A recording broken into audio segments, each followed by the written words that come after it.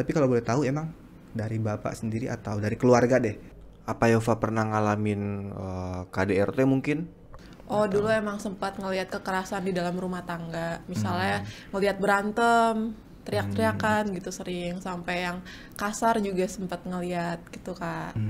Jadi gue nggak tahu juga sebenarnya kenapa gue jedotin kepala ke tembok.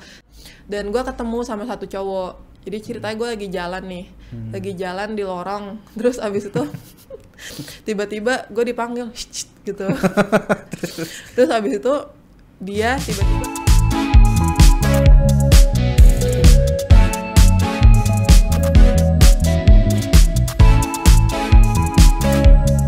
Yovania Ashifa Jami adalah mahasiswi hubungan masyarakat vokasi UI angkatan 2020. Sebelumnya ia pernah dirawat di rumah sakit jiwa selama 3 minggu akibat terus-menerus menerima bullying dan persoalan lainnya. Tidak seperti kebanyakan orang yang menyembunyikan masa lalunya yang kelam, Yova kerap membagikan pengalaman tersebut agar tiap orang sadar tentang bahaya perundungan dan makin peduli terhadap hal yang berkaitan dengan kesehatan mental. Lalu, bagaimana cara Yova bangkit dari keterpurukan dan akhirnya berhasil masuk UI? Simak diskusi bareng Dunia UI berikut.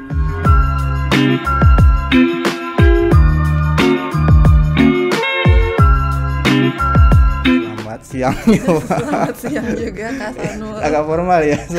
Sorry ini gua agak batuk-batuk karena sebenarnya udah lama ya. Ya sempat positif. Cuman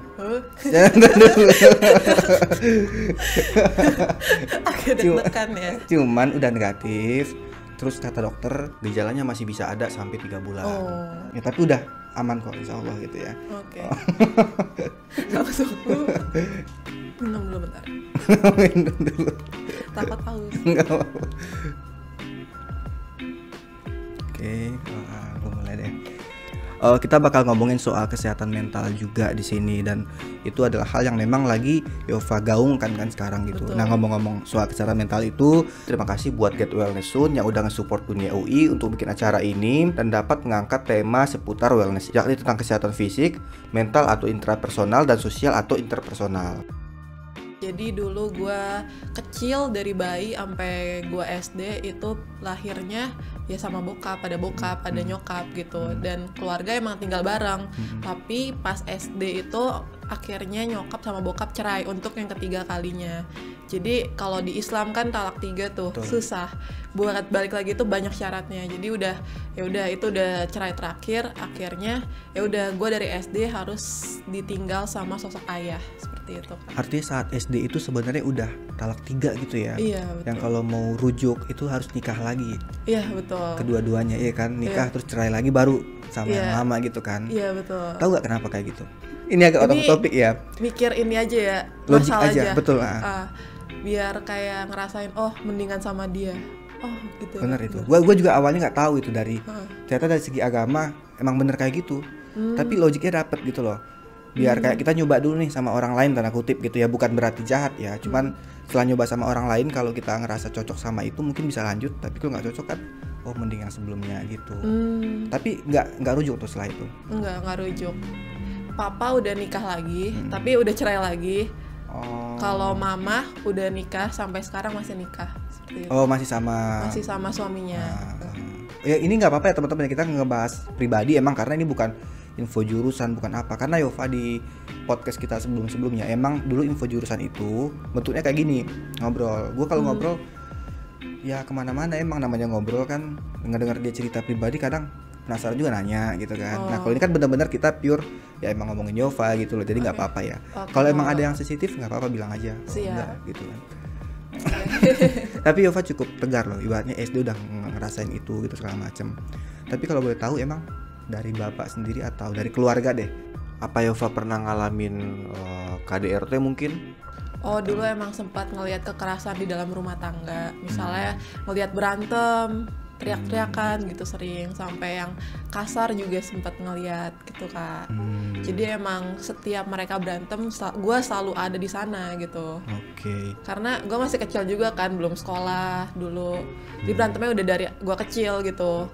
Terus sampai 3 kali tuh bolak-balik gue sempat kehilangan sosok ayah, terus datang lagi, terus pergi lagi, datang lagi, sampai 3 kali itu gue ngerasain kayak gitu.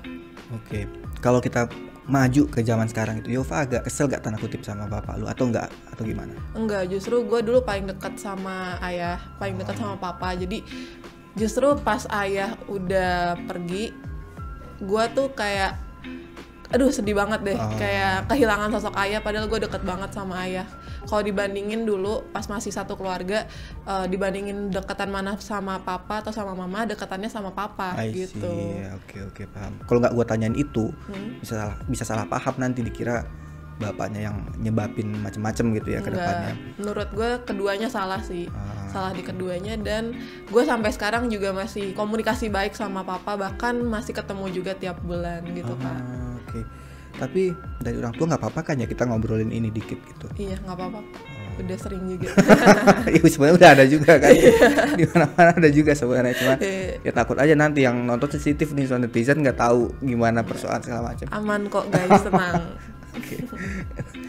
Ya itu yang gue bilang tadi, spesialnya ada loh orang yang mau cerita, sharing, karena itu gue rasa banyak yang ngalamin dan itu bisa jadi pelajaran kan. Makanya judul kita adalah belajar dari Kak Yova gitu, tentang belajar bangkitnya, karena pasti ngerasain banget lah terpuruk segala macam kan. Nah itu kan SD ya, ditinggal bapak misalkan talak atau cerai gitu. Ada nggak sih pengalaman-pengalaman lain yang bikin Yova agak tanda kutip tertekan gitu? Ada, gue dulu SMP pernah dibully sama satu angkatan. Gue dikatain kuda dulu. Itu literally satu angkatan? Iya, satu angkatan. Jadi dari kelas gue, dari kelas seberang, dari geng sana, dari geng sini, semuanya ngatain gue kuda gitu. Kenapa? Apa karena tinggi? Mungkin itu bisa jadi juga. Terus abis itu ingat banget gue dulu pernah ada satu foto di mana gue posenya melet kayak gitu. Nah foto itu disandingin sama foto kuda yang lagi menjulurkan lidah juga. Nah dari situ foto itu di grid gitu kan, disandingin gitu, terus dikirimin ke grup geng-geng mereka. Terus dari situ gue dikata-katain kuda. Terus misalnya kalau gue lagi jalan di belakang ada yang peringkik gitu, bener-bener kata-katain yang menjurus ke kuda gitu. Kan ada ya orang yang dibully kadang kayak biasa aja gitu kan. Kalau Yova gimana? Nunjukin ketidaksukaan sebenarnya atau gimana? Gue dari dulu tuh anaknya baik-baik banget gitu. Dari SD punya banyak teman, dan gue berpikir gue adalah pribadi yang menyenangkan dulu karena gue punya banyak teman. Jadi jujur pas gue masuk SMP itu dan gue dibully, gue kaget banget karena sebelumnya gue merupakan pribadi yang kayak fun gitu, senang-senang, baik banget, punya banyak teman. Terus pas SMP malah nggak disukain. Jujur itu di situ gue bingung dan gue nggak tahu harus ceritanya gimana gitu ke orang lain dan cerita ke siapa. Ya udah gue memutuskan buat cerita ke mama. Tapi pas gue cerita ke mama, mak gue tuh nggak percaya. Maksudnya ngiranya itu cuma olok-olokan biasa, bercanda biasa, dan gue tuh nggak nganggap itu olokan bercanda karena di gue tuh sakit banget gitu. Ya artinya dari Yova sendiri sebenarnya ada rasa sakit itu gitu ya. Cuman emang mungkin orang tua saat itu ngerasa biasa aja kok mungkin gitu ya, atau apaan sih gitu, menyepelekan padahal respons orang kan beda-beda. Betul. Makanya gue bilang jujur ya, emang sih gue sadar ya tiap orang gak bisa disamain kan. Ada yang digituin sakit hati, sedih, kita pakai bahasanya sedih gitu. Ada yang emang justru dia memperolok diri dia sendiri juga. Nah itu kayak abang gue. Makanya gimana? Abang gue kayak gitu. Jadi kalau misalnya dikata-katain ya balik kata-katain, malah di bawah have fun gitu. Makanya emak gue tuh bikinnya kayak ngebandingin gue sama abang gue gitu kali ya. Nah itu berlangsung berapa lama tuh kan Yova sakit hati segala macem gitu kan? Itu selama 3 tahun gue dikata-katain, diolok-olokin, dibully. Tapi lu pernah gak sih nunjukin perlawanan kayak lu apa sih, gue gak suka dibilang ini? Gue terlalu takut, soalnya gue udah cerita ke emak gue aja gak gubris gitu. Terus gimana kalau misalnya gue ngelakuin perlawanan, yang ada makin parah kali. Jadi emang itu salah gue, karena gue gak fight dulu, gue pendem semuanya sendirian gitu. Gue gak berani speak up. Ini klise sebenarnya, cuman masih banyak yang nggak tahu cara penanganannya segala macamnya gitu kan, hal-hal yang mempengaruhi yang bisa nyebabin ini terjadi gitu. Nah Yova kan kayaknya mendem tuh, nggak ada teman buat cerita apa gimana sih? Tepatnya nggak tahu mau ceritanya gimana, karena gimana ya, nggak tahu aja mau nyampeinnya gimana, karena malu juga. Orang mungkin teman-teman nyadar juga dibully, tapi ya mereka support gue sebenarnya pas temen SMP. Tapi guanya aja yang bingung, aduh ini ceritanya gimana, dan gue nggak ngerasa nyaman buat nyeritain hal itu gitu. Jadi gue memilih untuk memendam aja. Tapi ada gak yang bener-bener ngebantu Yova istilahnya? Ada, teman-teman SMP gue sampai sekarang juga masih temenan. Ada kan tapi ya? Ada. Oke. Dan itu disuruh guru sebenarnya. Disuruh guru, gue ingat banget dia bilang, Yov tau gak sih sebenarnya gue tuh nemenin lu karena disuruh Pak Guru gitu. Iya, Malah tapi, dikasih tahu ya? Iya dikasih tahu, tapi gue tahu dia tulus karena sampai sekarang pun masih temenan. Gitu. Kalau misalnya cuma disuruh guru ya udah lulus lost contact dong. Betul. Justru sampai sekarang masih hubung-hubungan. Padahal SMP ke kuliah tuh lumayan jauh loh. Cuman ngerasa ini nggak sih kalau kita dikasih tahu gitu kan kayak, aduh padahal gue udah seneng loh, terus udah iya jujur iya kan, ya, sumpah, agak sedih juga nggak sih gitu. kayak Iya, gitu sumpah. istilahnya. Iya. Ternyata lu disuruh gitu. Iya. Oke, thank you banget. Ada hal lain gak sih yang bikin kayak mental Yova agak jatuh gitu? Gue dulu harus satu SMA sama yang ngebully gue. Terus gue juga masuk SMA negeri. Sebelumnya gue tuh selalu terbiasa sekolahnya di swasta. Oke. Jadi pas masuk negeri lumayan kagok gitu. Karena gue dulu orangnya susah banget beradaptasi gitu. Jadi udah korban perceraian orang tua, udah dibully, SMA masuk ke tempat yang sama kayak yang ngebully, terus harus adaptasi juga. Jadi gue istilahnya nggak kuat menahan semua beban itu dan gue meledak di satu waktu. Oke. Tuh, Lu sekelas gak sama yang ngebully itu? pernah sekelas. Kelas berapa? 10? Kelas 12. Oh, anak IPS dong berarti. Iya, anak Oh. IPS. Siapa tuh orangnya? Masa tega banget gitu loh. Dia sadar gak sih apa yang dia lakuin gitu? Terus sekarang orangnya ngubungin gak kayak minta maaf gitu-gitu? Kalau yang orang yang gue maksud ini, dia sempat minta maaf. Oke. Tapi jujur gue ngeliatnya kayak nggak niat gitu. Karena teman-teman yang lain yang ngebulinya nggak separah dia itu minta maafnya paragrafnya panjang banget. Dan dia tuh bener-bener kayak seadanya gitu. Dan gue udah balas. Pas gue balas, dia nggak balas lagi. Terus abis itu beberapa saat kemudian, kan gue masuk Indozone ya. Oke. Oh yang baru itu ya? Terus ada yang nge-spill kalau dia yang ngebully gue Ya, di IG itu. Jangan bilang dia dibully juga. Iya, dia gitu. dibully juga sampai IG-nya tuh diaktif. Anjir. Tapi lu nggak ikut-ikutan ngebully dia kan? Ya? Enggak, gue nggak pernah. Oh, oke. Dan gue selalu berusaha nutupin identitas sih. Kan Betul. ada SS-nya kan, SS korban apa bukti gue pernah dibully gitu. Oh masih ada tuh? Iya masih ada. Oke. Terus abis itu gue up di TikTok, tapi gue sensor gitu, karena gue nggak mau mereka dibully juga. Betul. Dan yang di Indozone itu udah di luar kehendak Kemampuan gue lu, gitu, ya? iya di luar kemampuan gue gitu. Ya itu yang paling penting sih, kita kalaupun nggak bisa baik sama orang, sebenarnya kita nggak jahat kan. Iya. Ya mungkin buat teman-teman yang nonton deh atau orang tua atau keluarga gitu biar lebih bisa ngejaga keluarganya, karena menurut gua peran keluarga itu penting banget. Kita agak loncat ke saat dimana Yova terpuruk gitu istilahnya atau ngalamin itulah gitu ya. Itu gimana ceritanya waktu itu? Jadi SMA itu gue bener-bener tiba-tiba kepikiran macem-macem. Gue mikirin banyak hal yang harusnya nggak usah dipikirin. Kayak gue mikir, kenapa sih mama papa cerai, kenapa sih gue dulu dibully gitu. Terus bahkan mikir, kenapa sih ada dunia gitu. Pertanyaan-pertanyaan gak masuk akal itu gak tau kenapa muncul di otak gue sampai gue gak bisa tidur. Gue nontonin YouTube aja gitu. Gue gak bisa tidur tuh sampai 3 hari. 3 hari lebih atau gue lupa tepatnya, pokoknya berhari-hari gue nggak tidur, nggak bisa tidur.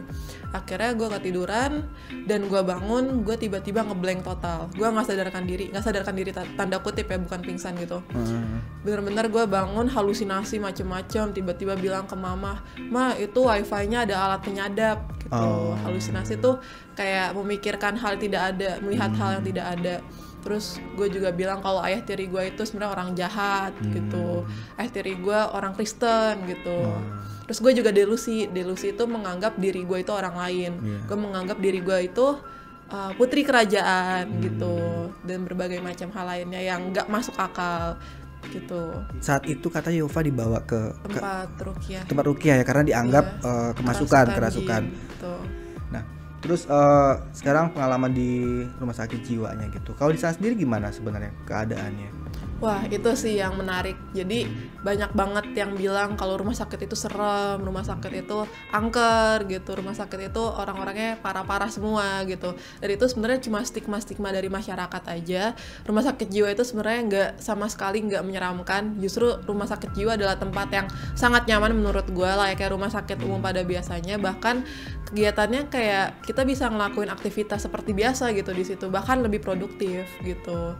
Jadi dari bangun sampai tidur tuh kegiatan kita dikontrol tapi dengan cara yang baik, dengan cara yang bikin kita bisa menikmati hidup dengan bahagia gitu. Nah, ngomong-ngomong di RSJ mungkin ada perbedaan-perbedaan juga kali di tiap rumah sakit gitu kan. Kalau yang lu tahu Yov, tapi kita jujur aja gitu ya, emang nggak ada sama sekali kayak dikasarin gitu kan? Enggak, sama sekali enggak. Tapi separah-parahnya dilukain itu adalah tangan gue diborgol. Tapi borgol itu benar-benar aman buat kita. Dari borgol kain gitu. Jadi sekencang apapun kita berusaha berontak itu nggak bakal ngelukain tangan kita. Dan itu pun dipakainya ya nggak setiap saat. Justru saat untuk membuat kita aman. Misalnya saat gue ingin melukai diri gue sendiri, gue selalu, misalnya gue tuh dulu sering banget jedotin pala ke tembok gitu. Jadi suster udah nggak mungkin bisa nahan terus kan. Akhirnya gue diborgol di kasur gitu. Tapi itu borgolnya kain dan aman banget. Ngomong-ngomong Yov, ini bukan berarti bermaksud mungkin perasaan lu atau luka lama lah istilahnya gitu ya. Pas lu ngejedotin kepala lu ke tembok itu apa sih yang lu pikirin? Tahu lu nggak ngerasa sakit apa gimana gitu? Jujur itu saat itu gue bener-bener lagi nggak sadar. Jadi gue nggak tahu juga sebenarnya kenapa gue jedotin kepala ke tembok. Tapi dulu gue mikirnya gue dibuang. Gue dibuang ke rumah sakit jiwa itu. Dan gue dulu nggak tahu kalau itu rumah sakit jiwa. Dan gue tuh selama di rumah sakit jiwa itu mencari cara untuk keluar. Dan satu-satunya cara yang belum gue coba ya gue berusaha untuk mati gitu. Gitu, gue berusaha untuk mengakhiri hidup. Ya siapa tahu abis kayak ini cuma mimpi gitu. Akhirnya gue bangun. Nah, gue mikirnya kayak gitu. Jadi itu bukan kemauan atau karena ada luka lama, enggak. Betul. Itu karena gue nggak sadar dan gue lebih tepatnya nggak tahu harus apa. Betul. Gitu di situ. Jadi gue nanya ini tuh kayak karena belum banyak cerita ini gue rasa gitu ya. Banyak mungkin yang penasaran nih. Kayak gue jujur penasaran orang yang begitu ingat gak sih yang dia lakuin gitu. Karena kayak teman gue sendiri dia ngakuin pas dia setelah sembuh ya, dia ngerasa malu atas yang dilakuin dulu gitu loh. Iya kan? Kayak misalkan mohon maaf dia gak pakai baju telanjang gitu istilahnya. Dia ingat dia nggak pakai baju tapi dia malu gitu. Setelah sembuh dong pastinya gitu kan. Ada hal-hal lain nggak sih yang pengalaman lu di rumah sakit yang lu bisa share gitu ke kita? Paling yang paling menarik itu yang gue ditaksir sih sama pasien lain. Bentar. Pasien. Terus gimana? Iya, jadi tuh rumah sakit jiwa itu difasilitasinnya, diurutin fasilitasnya itu nggak sesuai berapa yang kita bayar, tapi seberapa baik kondisi kita. Misalnya parah banget nih, berarti kita ditempatinnya sama orang yang parah-parah. Jadi emang tempatnya kurang nyaman. Nah, setelah kondisi kita kian membaik, nanti kita ditempatin di tempat yang lebih nyaman gitu. Nah, itu pas banget gue udah di fase udah hampir sembuh. Jadi gue ditempatin sama orang-orang yang juga hampir sembuh gitu. Udah bisa keluar bentar lagi gitu, beberapa hari lagi udah bisa keluar dari rumah sakit jiwa. Itu fasilitasnya nyaman banget sih, kayak ada gymnya, ada tempat main karambol, tempat main tenis meja, bener nyaman banget. Dan gue ketemu sama satu cowok. Jadi ceritanya gue lagi jalan nih, lagi jalan di lorong, terus abis itu tiba-tiba gue dipanggil gitu. Terus abis itu dia tiba-tiba ngasih kertas gitu, ngasih kertas tulisannya nomor dia sama Facebook dia. Terus dia ada tulisannya hubungin gue ya kalau misal lu udah balik. Tapi lu ngubungin nggak setelah pulang? Iya, gue hubungin, tapi cuma sekadarnya aja karena pas itu gue udah punya cowok. Saat keluar apa sebelum? Sebelum keluar, dan jadi pas sebelum keluar itu gue udah punya cowok. Pas di rumah sakit jiwa itu juga masih pacaran. Sampai keluar dari rumah sakit jiwa itu juga masih pacaran gitu. Jadi abis gue balik ya udah langsung ketemuan. Orang yang pertama gue ketemu itu ya pacar gue selain keluarga gue ya. Iya. Ngomong-ngomong sekarang masih gak? Udah enggak, udah goodbye. Sorry, kenapa tuh kalau boleh tahu gitu? Ini mah agak pribadi ya teman-teman ya, bukan nanti bilang terlalu personal. Enggak kok, emang kita kan namanya ngobrol gitu ya, diskusi. Emang nggak cocok aja sih, dan sewaktu yang salah gitu. Dia lagi dalam posisi yang serba salah, maksudnya posisinya waktunya nggak baik gitu. Gue juga nggak bisa ngertiin dia, jadi emang salah di waktu gitu dulu. Tapi pisahnya baik-baik apa? Baik-baik kan antara lu dan dia gitu ya. Itu kan masa-masa lu terpuruk lah bisa dibilang di dalam rumah sakit juga, makanya lu tadi pengen coba bunuh diri, itu kan termasuk hal yang sangat berat dong ya. Tapi apa sih hal-hal yang lu lakuin sehingga, atau pengalaman lu yang bikin lu bisa bangkit ini gitu? Yang pertama itu dari diri gue sendiri juga. Diri gue sendiri tuh udah berusaha banget buat bangkit, berusaha buat menguatkan mental gue dengan cara disupport sama lingkungan sekitar, disupport sama teman-teman, disupport sama keluarga, dengan bantuan ahli juga. Gue masih konsultasi rutin ke psikiater sampai saat ini. Gue masih minum obat juga setiap hari gitu sih Kak. Jadi emang karena dari guanya sendiri ini udah niat kalau misal gue ingin menjadi lebih baik, jadi gue berusaha sebaik mungkin dengan cara mencari lingkungan yang suportif, terus juga minta bantuan juga ke ahli gitu Kak. Betul. Tapi dari lu sendiri nggak masalah Yov dengan itu semua? Maksudnya mohon maaf kan berarti harus rutin konsul gitu kan, atau ngerasa capek apa gimana sih gitu? Jujur kalau capek sih pasti ada, tapi balik lagi lingkungan gue selalu support. Jadi misalnya gue lagi malas minum obat nih, tiba-tiba mama datang aja nih minum gitu, nyogokin gitu kayak minum nih gitu. Jadi emang alhamdulillah gue ada di lingkungan yang sangat suportif buat gue gitu. Dan selain itu gue juga udah mengenali, memahami dan menerima diri gue sendiri, bahkan mencintai diri gue sendiri. Jadi apapun yang ada di dalam diri gue itu gue bisa terima, maupun itu kekurangan gue, masa lalu gue yang kelam itu bisa gue terima gitu. Terus kayak istilahnya kalau misal lu udah jatuh cinta ke orang lain, kalau ada satupun yang jelek di dia lu nggak peduli kan. Betul. Nah itu gue kayak gitu. Gue juga karena gue udah self love, gue udah mencintai diri gue sendiri, jadi mau ada kekurangan sekecil apapun di diri gue ya gue terima gitu. Menarik ya, maksudnya itu jadi masukan juga buat yang nonton gitu loh, karena banyak hal terjadi itu kan gara-gara kita nggak bisa nerima kekurangan diri sendiri kan. Iya, betul. Banyak masalah gitu, beban pikiran segala macam. Dan tadi ya inspiratif banget yang diceritain gitu tentang bisa menerima diri sendiri gitu. Menarik banget. Seharusnya Yova masuk psikologi nih. Iya gak sih? Pernah gak sih ngerasa? Enggak, dari dulu tuh gue sebenarnya ambisnya psikologi UI. Iya, tapi iya. rezekinya di vokasi, ya udahlah. Oh iya, psikologi UI kan IPS kan? Iya. Nah, harusnya ibaratnya bisa kalau kan Yova dari IPS juga gitu. Iya. Masih mau nyoba nggak?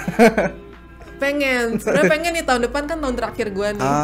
Tapi kata mama udahlah deh, nggak apa-apa, lanjutin aja, terima apa yang udah kamu ambil gitu. Terus rencananya gue mau lanjut S1 ekstensi psikologi. Bisa tapi dari Humas? Bisa dari D3, kan gue D3 nih.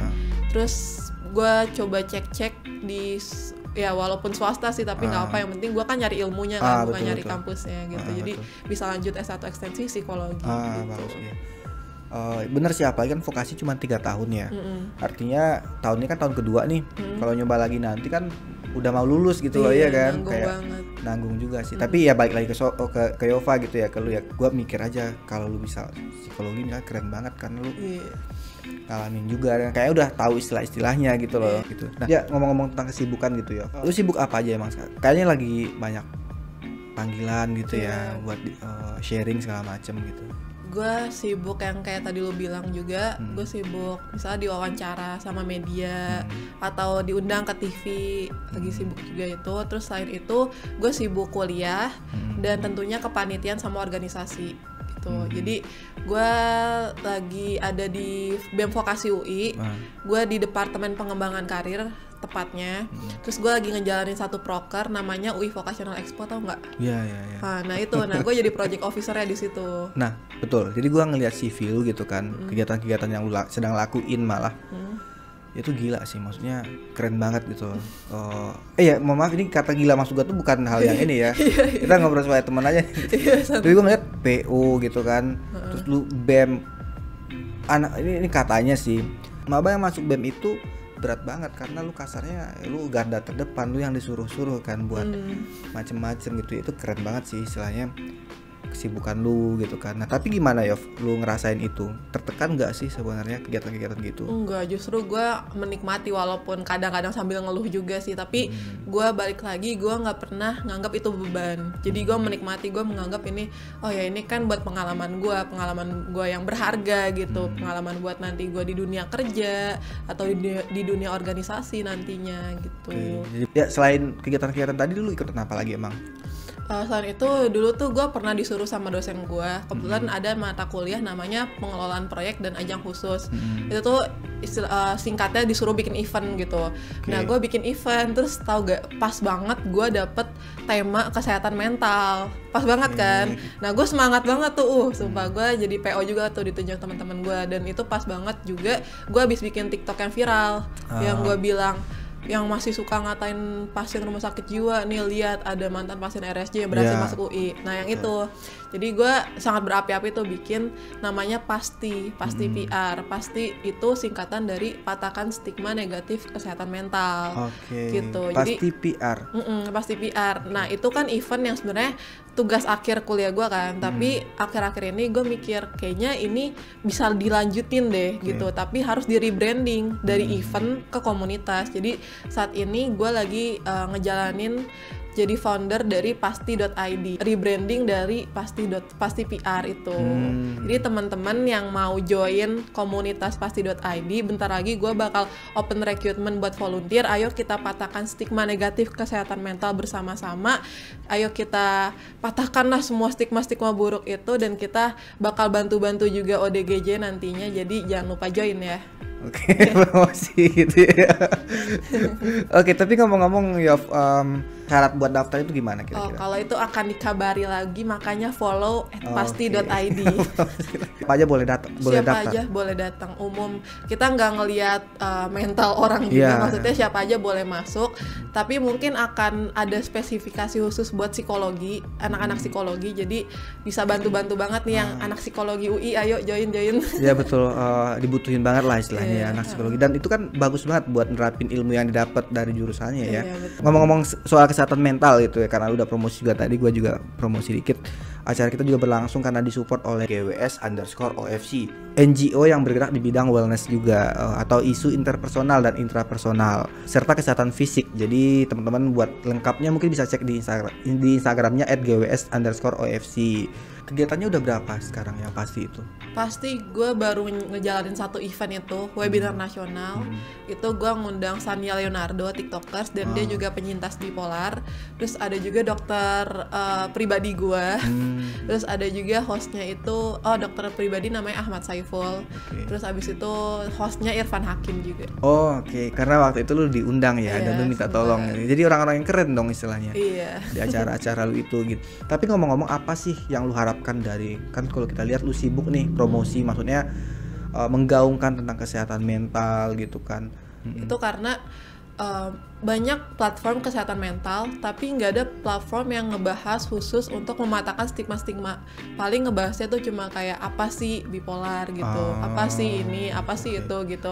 Dan buat mematahkannya itu masih sedikit banget. Jadi lewat akun dari pasti.id itu gue pengen berusaha buat bikin orang-orang, ini loh seorang ODGJ, ini loh orang-orang ODGJ yang bisa berprestasi juga gitu. Betul, dan termasuk lu sendiri lolos di UI tentu bukan hal yang gampang ya. Iya betul. Bisa lu ceritain nggak sedikit perjuangan lu masuk UI? Kan lu dari SMA.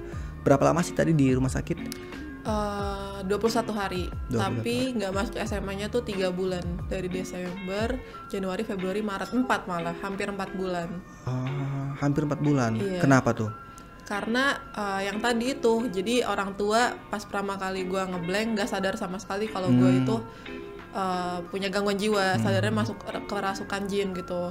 Akhirnya penanganannya tuh nggak pernah yang tepat gitu, selalu dibacain doa doang tiap hari. Akhirnya nggak sembuh sampai dimasukin ke tempat ruqyah, baru akhirnya dapat penanganan tepat, yaitu masuk RSJ. Baru akhirnya di situ gue bisa pulih kembali, sadar kembali, dan bisa menjalankan aktivitas seperti biasa gitu. Oke. Kan ketinggalan banyak pelajaran gitu. Terus gimana cara lu untuk bangkit dari itu semua gitu? Alhamdulillah SMA gue itu termasuk SMA favorit kan, negeri favorit di Bekasi. Dan itu benar-benar menangani gue tuh baik banget. Jadi orang tua gue jujur nih kalau misalnya gue masuk RSJ gitu. Terus akhirnya guru tuh ngasih penanganan itu tepat banget. Misalnya nyuruh teman-teman, misalnya sebelum gue masuk tuh pada bilang gini, guru pokoknya kamu jangan ngomong apa-apa ke Yova, maksudnya jangan nanya habis kemana gitu, biarin aja, diemin aja gitu. Terus habis itu akhirnya gue dikasih kesempatan tuh. Tadinya gue kayaknya hampir mau nggak dinaikin kelas gitu, tapi akhirnya guru-guru sadar, mungkin karena sadar sama kemampuan gue juga, mikirnya gue pasti bisa gitu. Akhirnya gue dikasih kesempatan, gue disuruh ngerjain tugas banyak banget buat ngejar ketertinggalan gue. Dari semua guru tuh berapa mata pelajaran, 12 atau berapa gitu, gue dikasih tugas tuh dari setiap guru gitu. Jadi kalau gue ngejar ketertinggalan tentunya dengan mengerjakan tugas yang udah disebutin tadi. Terus gue juga setiap guru ngomong, gue pasti dengerin gitu, walaupun gue nggak nyatet. Jadi tertanam lah gitu di otak gue. Nah, gue tuh dulu termasuk angkatan corona. Jadi pas gue ujian sekolah tiba-tiba stop kan, nggak boleh masuk sekolah lagi. Nah dari situ gue belajar otodidak, gue nggak les sama sekali, gue belajar sendiri. Tepatnya gue lebih ke latihan soal, karena dulu gue tuh bingung mau belajar dari mana, kan gue banyak banget ketinggalan nih. Jadi gue bingung, aduh ini belajar dari mana ya. Nah akhirnya gue memutuskan buat udahlah ngerjain soal aja. Nah dari soal-soal itu gue lihat nih gue di bagian mana yang salah gitu. Jadi gue nggak cuma ngerjain soal, gue koreksi juga, dan gue berusaha buat nyocokin jawabannya kayak yang mana nih yang salah. Nah pas udah tahu yang mana yang salah itu, gue pelajarin ulang tuh, gue cari tahu, oh gue salah di sini, berarti kekurangan gue di situ. Jadi gue belajarnya materi yang gue salah itu. Jadi itu sih sedikit tips buat kalian yang mau belajar masuk UI. Itu tipsnya dari gue kayak gitu. Menurut lu tips buat teman-teman ibaratnya yang lagi jatuh, ngerasa sendiri, ngerasa sedih gitu kan, ada nggak sih hal-hal atau yang bisa lu bagikan untuk teman-teman itu bisa dibilang tanda kutip bangkit lah gitu? Oke. Jadi yang pertama, kalau misal lagi ngerasa down banget, gak apa-apa, rasain dulu sakitnya. Jangan denial sama perasaan itu, jangan pura-pura langsung bahagia. Enggak, semua orang ada masanya buat down, buat terpuruk, buat jatuh gitu. Dan mungkin kalian sedang ada di titik itu. Tapi buat kalian jangan pernah ngerasa kayak pengen cepet-cepet bangkit, pengen cepet-cepet ini, nggak apa-apa, nikmatin dulu perasaannya. Nanti kalau misalnya kalian udah puas sedih-sedihnya, udah puas nangis-nangisnya, kalian jangan lupa untuk bangkit. Jadi kalau bisa dikasih waktu untuk sedih dulu, tapi dikasih waktu juga untuk bangkit. Jadi jangan terus-terusan terpuruk, karena percayalah akan ada hal baik yang menunggu kalian di depan. Gitu Kak. Oke. Thank you. Gimana sih pandangan lu terakhir mungkin nih, pandangan lu tentang bullying itu sekarang, apa yang bisa dilakuin untuk minimalisir hal-hal itu terjadi kira-kira gitu? Yang pertama itu kesadaran dari si pembulinya itu sendiri. Kita tuh mungkin nanti rencana masa depan ya, kita harus mendidik anak kita tuh baik banget. Jangan sampai anak tuh menyepelekan orang lain sekecil apapun itu. Dan itu kesadaran dari masing-masing juga. Jangan pernah meremehkan orang atau bercandain orang ya. Mungkin kayak gue tadi, mungkin teman-teman gue nganggapnya itu bercanda, tapi menurut gue itu sakit banget gitu. Jangan, itu kesadaran dari orang lain. Terus selain itu juga kesadaran dari yang dibully. Jangan mau terus diremehkan seperti itu. Jangan mau kelihatan lemah di depan orang yang ngebully. Kalian harus tunjukin kalau kalian nggak suka sama perbuatan itu. Bisa dengan ngomong kayak langsung stop bully gue gitu. Itu cara paling ampuh sih, karena dengan kayak gitu langsung nge-trigger orang yang ngebully gitu. Dengan kayak oh ini pembuliannya gitu. Benar. Itu ya sih Yof dari gua, dari kita juga. Thank you banget udah hadir, udah mau sharing, berbagi. Buat teman-teman yang mungkin ngerasa ada hal yang kelupaan, ketinggalan, gua rasa bisa googling juga, lihat di YouTube. Yova ikut banyak media kok, kayak diundang di mana-mana juga gitu. Jadi kita merasa terhormat lah lu mau datang gitu Yof. Ya dari gua mungkin semoga podcast kita bermanfaat buat teman-teman yang nonton gitu ya. Semoga kuliah lu juga lancar-lancar, dimudahkan semuanya, urusannya, organisasinya, semuanya deh gitu. Amin. Terus didekatkan sama orang-orang yang memang support buat lu gitu. Amin ya Allah. Terakhir dari gua juga ngucapin terima kasih buat teman-teman yang nonton. Maaf juga kalau ada banyak salah. Dan makasih buat yang support kita dari GM Global Millennial Group. Makasih juga buat Ridwan Lesonya udah support Dunia UI buat ngadain podcast yang ngebahas tentang kesehatan fisik, mental, dan intrapersonal atau interpersonal. Semoga podcast ini bermanfaat buat teman-teman juga. Akhir kata dari gua, sampai ketemu di diskusi selanjutnya.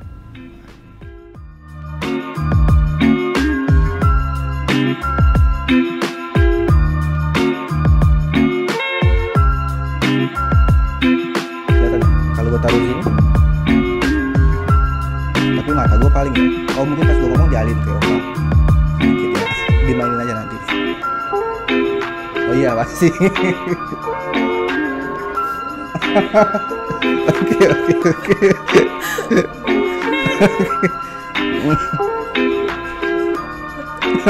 Bentar